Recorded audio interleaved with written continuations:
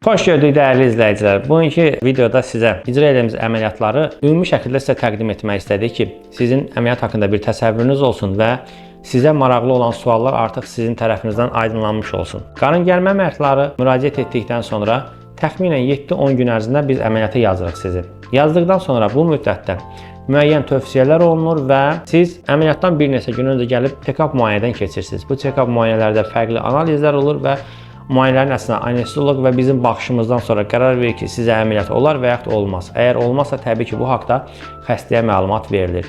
Qarın gəlmə əməliyyatları bizim tərəfimizdən icra olunduqda əməliyyatın müddəti 1 saat və yaxud 1 saat yarım müddətində bu əməliyyatı icra edirik.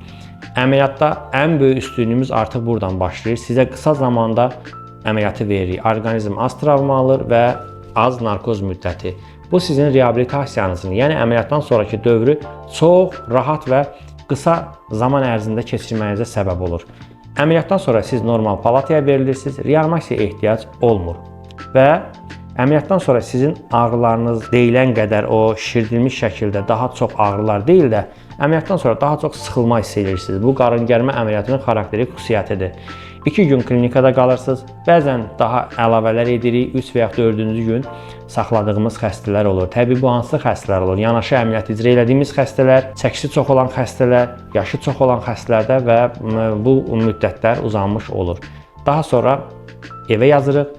Əməliyyatın 5-ci, 7-ci günündə drenajlarımızı xaric edirik və sizin korsetiniz dəyişir. Həmçinin 5-7 gün drenaj xaric olunduqdan sonra sizin duş almanıza icazə veririk. Əgər hər şey qaydasındadırsa, yaramızda nekroz yoxdursa, artıq siz həmin dövrdən sonra sarğılara ehtiyac olmadan yüngül yara baxımı ilə davam etmiş olursunuz. 7-10 gün ərzindən bitdikdən sonra siz işə çıxa bilirsiniz, aktiv həyatınıza dönürsünüz, maşın sürə bilirsiniz və tam artıq reabilitasiya müddətini bitirmiş olursunuz.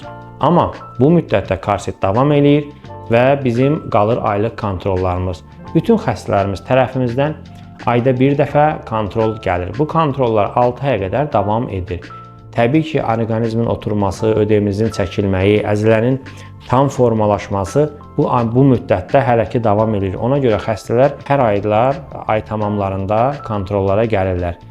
Korsetin müddəti necədir? Bəzi xəstələrdə 2 ay, bəzi xəstələrdə 6 ay. Bu, hər xəstəyə görə dəyişir. Əməliyyat həcminiz, əməliyyata giriş çəkiniz, liposaksiyanın həcmi burada mühüm rol oynayır. Məsələn, ola bilər ki, sizin çəkiniz azdır, amma dərialtı pi qatınız qalındır. Bu, sizin daha çox ödem almanıza və daha uzun müddət korset vurmanıza səbəb olacaq.